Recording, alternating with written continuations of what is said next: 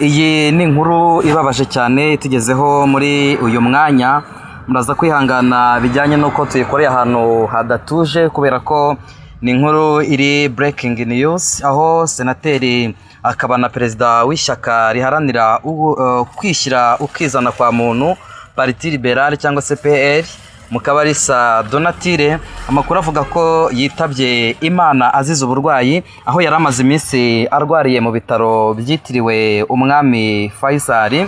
Rero akaba yitabye Imana aho yari arwariye muri ibyo bitaro, yari amaze igihe afite ubwo burwayi. Aya makuru mu by'ukuri atugezeho muri iki gitondo, byumvikana ko ari inkuru ibabaje cyane.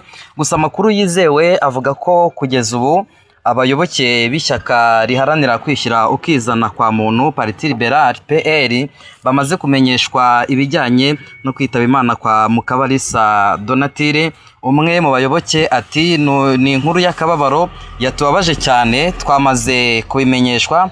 Donatille Mukabalisa yavutse mu mwaka w'1960, avukiye i Nyamata mu karere ka Bugesera. Yatorewe kuba perezida w'inteko nshinga amategeko y'u Rwanda kuva Ukwakira 2013 kugeza mu mwaka wa 2024. Uyu mubyeyi yari senateri mu nteko nshinga amategeko y'u Rwanda, akaba na perezida w'ishyaka riharanira ukwishyira ukizana kwa muntu Parti Liberale. Ngayo nguko rero mu by'ukuri no kwihanganisha umuryango we muri rusange, kwihanganisha abanyarwanda bose, kandi Imana imwakire mu bayo, imutuze aheza.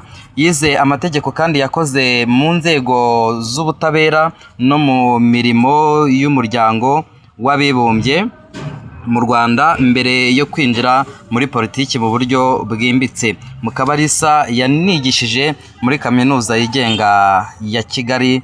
Ngayo nguko rero iby'urupfu rw'uyu mubyeyi bakomeje kugenda agarukwaho n'ibitangazamakuru bitandukanye, aho urupfu rwe navuga ko rwashenguye imitima y'abantu benshi cyane. Gusa abo mu ishyaka rye bavuze ko bashenguwe n'urupfu rwe kubera ko yari umubyeyi gukorana umurava akazi ke, ndetse agakora neza, ndetse abana n'abantu bose mu mahoro.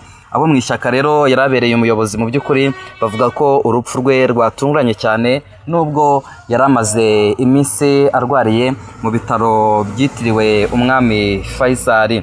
Ngayo nguko rero reka twihanganishe abanyarwanda bose muri rusange, twihanganishe umuryango we ndetse n'inshuti n'abavandimwe. Hanyuma kandi